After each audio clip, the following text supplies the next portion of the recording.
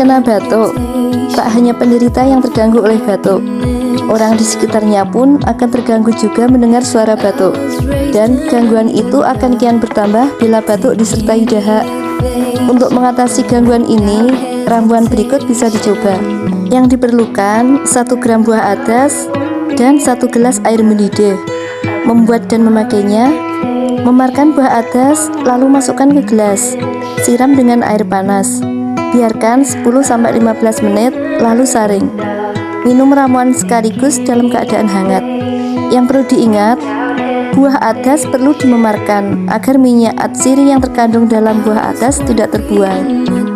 Itu tadi manfaat buah adas untuk batuk, dan masih banyak lagi khasiat buah adas untuk kesehatan tubuh kita. Selamat mencoba ya Mam.